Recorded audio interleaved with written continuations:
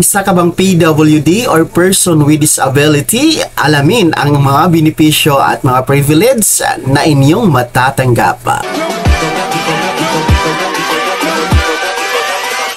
Hold up.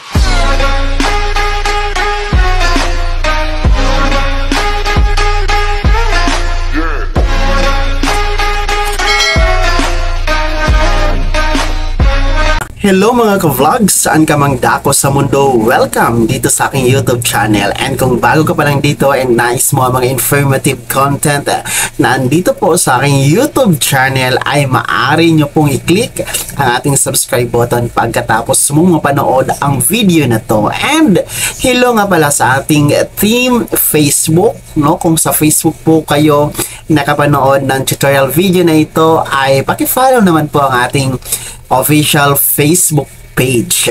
Ang pag-uusapan natin ngayon mga ka-vlogs ay hinggil naman po sa ating mga kababayan na kabilang dito sa PWD or person with disability. Kung saan mga ka-vlogs ay meron pong inilaan ang ating batas ay hinggil sa kanilang mga benepisyo at mga pribilehiyo na maaari nilang matanggap at ma-enjoy bilang isang PWD.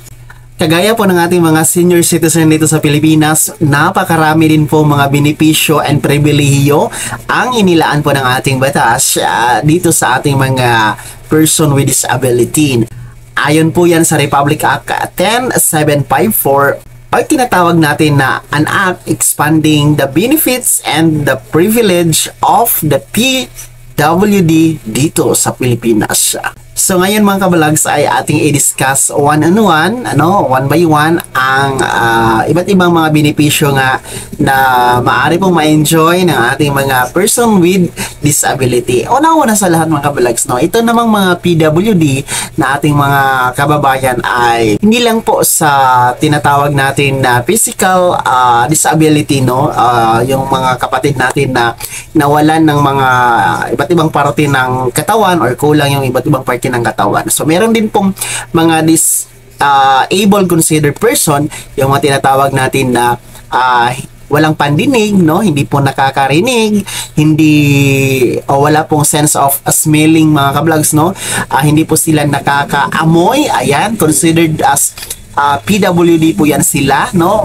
Mga iba pang mga aspect na kung saan meron pong mga disabled mga ka-vlogs. So hindi lamang po sa physical na anyo yung tinatawag natin na mga PWD. So unang-una po, no, sa benepisyo na inilaan po dito sa Expanding Act para sa benefits and the privilege dito sa ating mga PWD na mga kababayan, under nga po dito sa Republic Act 10754 ay ang tinatawag natin na 20% discount and value added tax exemption. So dito naman sa 20% discount mga ka-vlogs ay ito po yung mai-enjoy nila sa transportation, no, sa pamasahe na yan, automatic po sila maka-enjoy ng 20% discount, no, and maging po sa pagbili ng kanilang mga gamot, no, mga prescribed medicine ng kanilang physician or the doctor.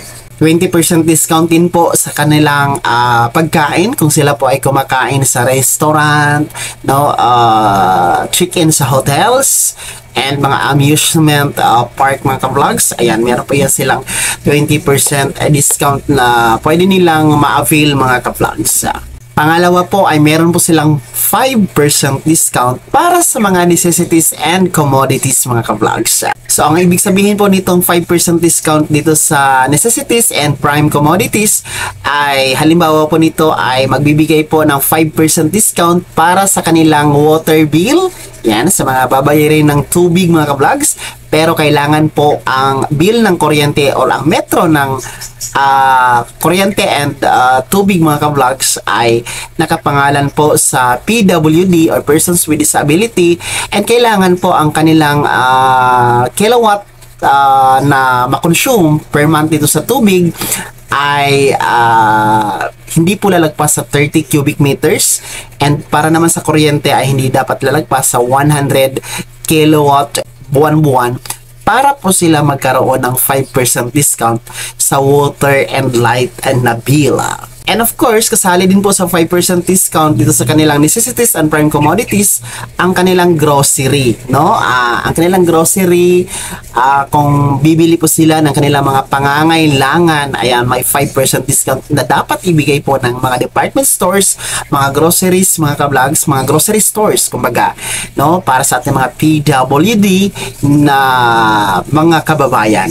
Kung sila naman po ay mag-avail or bibili ng LPG, ayan, kasali yan sa prime commodities and necessity mga ka-vlogs. Pero dapat po ang LPG ay makonsume or maubos nila, no, minimum 5 months, no, kasi ang pinipresyo naman ng ating batas ay yung pangangailangan lamang po ng isang PWD, no, kagaya po doon sa water and light na bill, no, kaya po merong limit na kilowatt per cubic meter mga ka-vlogs sa tubig ay pinipresyon po ng ating batas na yung konsumo lamang po ng isang PWD ang pinipresyon na makonsumo nga po or kayang maubos ng isang PWD. So in short, hindi na po kasali yung ibang miyembro ng pamilya mga ka-vlogs.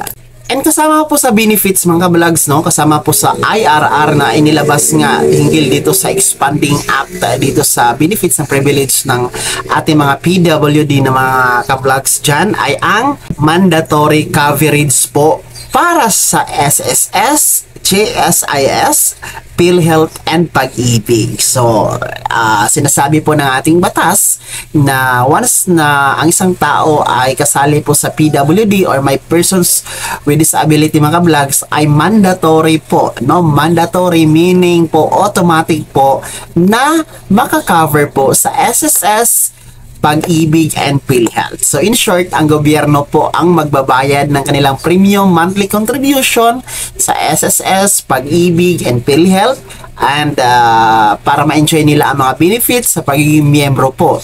Kasunod na benefits naman mga vlogs ay ang tinatawag na educational assistance para po sa mga PWD or persons with disability na gustong mag-aral, no, sa kolehiyo or even test na mga ka-vlogs, no? Meron pong mga scholarship na inilaan po, libre lamang po para sa mga qualified na mga PWD na gusto pong magpatuloy sa pag-aaral. And alam naman natin mga ka-vlogs, napakarami po or halos na mga PWD natin na mga ka-vlogs dyan ay tawag nito, bukod sa talentado, maraming talent ay mga matatalino din. And ang ating batas naman po ay nagbibigay ng pantay na pagtrato sa lahat ng tao, may kapansanan or wala, no, hinggil po sa mga oportunidad, no, gaya po sa trabaho at iba pang mga oportunidad nga po na magiging kasangga po natin sa pagharap sa hamon ng buhay.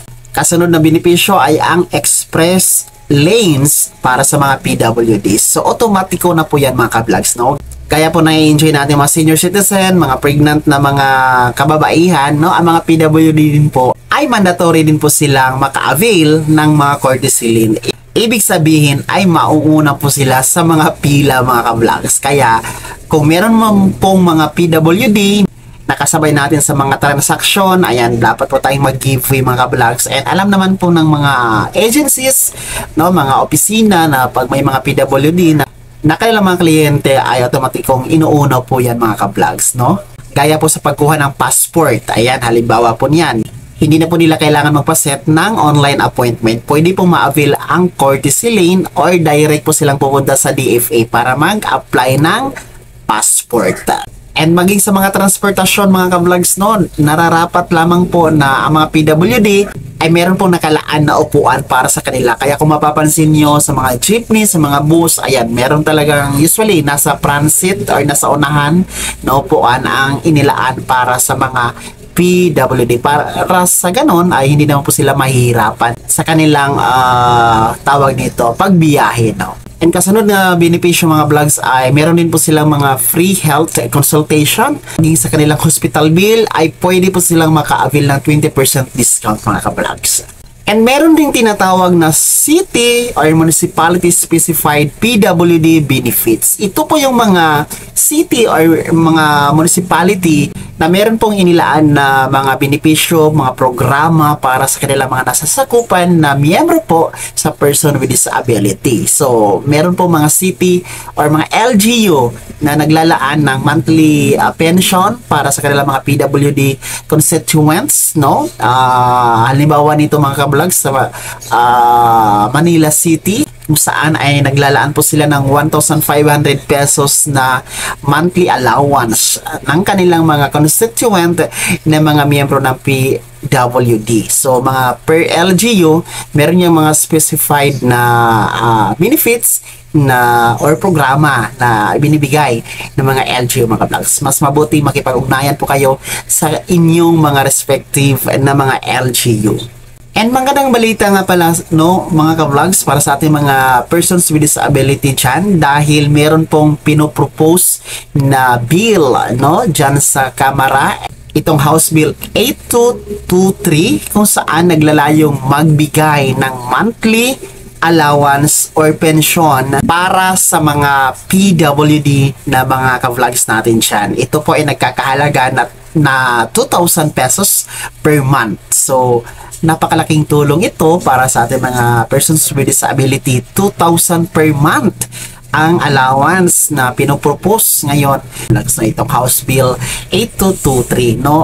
Under pa rin ito sa DSWD na kung sakali man po na maging batas ito at maging tawag nito meron ng IRR, ay under pa rin ito sa DSWD na sila yung mamamahagi nito mga ka-vlogs. So, sana lulusot ito sa Senado and maging isang ganap na batas para naman po ma-enjoy ng ating mga PWD ang allowance nila na 2,000 per month mga ka-vlogs. So, yun po ang mga benepisyo para sa ating mga persons with disability na mga ka-vlogs. Sana na naging gabay ang video na to and sana kahit paano meron po kayong nakuhang idea. Kung hindi ka pa nakasubscribe sa aking YouTube channel, ay maaari nyo na pong i-click ang ating subscribe button na nasa baba. And huwag nyong kaligtaan na i-turn on ang notification bell. Ilagay nyo sa all para updated kayo sa mga bagong videos na i-upload ko. And maaari mo ding i-like ang video na to. Kung meron ka pang mga katanungan, ay maaari nyo i-komento sa comment section na nasa baba. And you can follow me sa aking official Facebook page na nasa screen nyo. Muli po, ito si Daniel Timpawa na nagsasabing kung tunay kang kaibigan, please, pautang naman dyan. Bye-bye!